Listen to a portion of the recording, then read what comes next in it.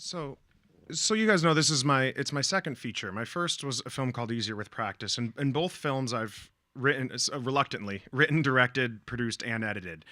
So I feel like I can speak from all of those sides in terms of how this relates to what Adobe has given me as all four of those positions. Really, what happened was is that you have to. This is the way independent film is running nowadays. This is a very low budget film. I hope it doesn't look it, but it was incredibly low budget for what we needed to pull off, and it's required of me to be all of these pieces, as I think most filmmakers are, all the way down to marketing materials. There was no once we got into Sundance, the literally the like the line item in our bank account was zero. So I mean, it was a matter of me creating posters. This is sort of a version of the poster that we used at Sundance. Creating trailers, creating encoding all this stuff, burning it to DVDs or Blu-rays. There was very little middleman in these things. I mean, this was pretty much me on a consumer level laptop doing everything from raw 5K footage all the way through to showing it. Eventually we did take it to a post color facility, but we wouldn't have had to. That was with the people we were working with, and they used their own software. But really, it was Adobe almost all the way through. So to get into a little bit of that, my first film, I'm actually been an editor by trade. It's how I've survived to pay rent, between my films. And I've always been a Final Cut guy, and like you said, I really have no dog in the fight against Final Cut by any means. But when I was going into my second film, I started looking at options, and one of the things that frustrated me so much on my first film, which we shot in 4K, we shot in a Red 1. We were one of the first Red features, so I did have to transcode everything, and it was challenging because for me as an editor, what I want to be able to do as an editor and a director, I want to be able to go on my lunch break or in between setups, watch a quick assembly or put together a quick assembly to be able to figure out what's working, or while you're still in a location, take advantage of it. I want to try to overlap post-production and production as much as possible because I am taking in all those roles. And for the record, I don't take on the role as an editor out of a desire for control or thinking that I'm better than other editors. There just hasn't been money to hire one. It's been as simple as them being like, well, you can have 17 days of production and an editor, or 18 days of production and no editor. So for me, I'd rather have the 18 days. And so when I started looking, I saw, okay,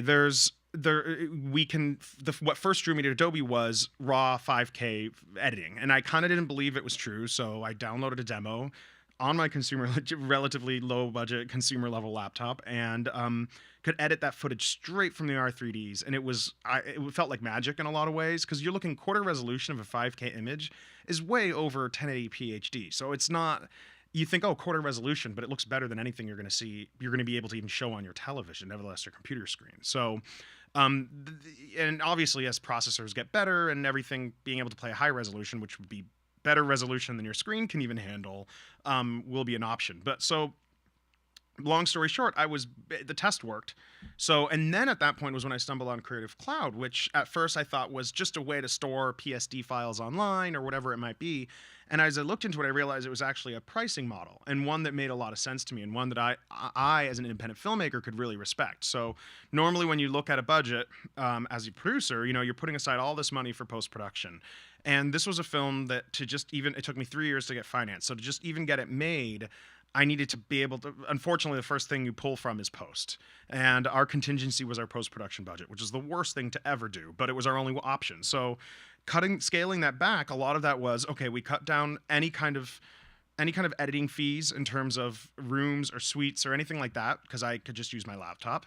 Software, suddenly we scaled back because I was still running an old version of Final Cut. I would have had to spend hundreds, and instead I'm paying $50, maybe even less a month, and I had access to everything. So suddenly I had access to Photoshop, Illustrator, an incredible amount of things. Nevertheless, then After Effects, because we used Dennis O'Hare, who's in the film. His character has one leg, and we had to do the Lieutenant Dan thing, which we did in After Effects as well. And I've never had an effect in my film, and it worked brilliantly, up for little to no money. So, any case, to put on top of all this, because I have just a little bit of time left. We shot this film in November, and when we were on set, we realized there was still an opportunity to just skate by and have Sundance watch it if we could deliver it by, I think it was the Friday after the Monday we wrapped production. there was no one assembling, and I'd never used this software before in my life, and I didn't sleep for 4 days and delivered the first cut of the film to them, and subsequently, unfortunately, got in, and then I had 2 weeks to then finish everything. And so I used, and actually, you mind pushing to the next slide? This is just an example of all the pieces of software we used, including Audition, which I'd never touched. We used to create the demos of the score for the film, because we were trying something a little different. And so not what you heard in that piece there, but some other rhythmic stuff. And me and my friend were able to record it just in my office and put all this together. And so there's a few things here, which is money. I talked about time. No one had ever finished shooting a film in November and premiered at Sundance. They told me that was the only time it's ever happened. And part of that was lack of sleep in my own end, but even greater was how easy it was to adapt to this software. People talk about switching and how complex it can be. It isn't at all. It was a matter of learning a couple different shortcuts, and by one day they were already burned into my memory. And so trying these were sort of all the things that me as an independent filmmaker, it covered all, both me as a writer, director, editor, and a producer, covered all these things. And it was just a model I really didn't believe in. At the end of the day, we were in production for 2 months. It was a month for production, a month for post-production. So you're talking about $100 for everything we needed to make the film.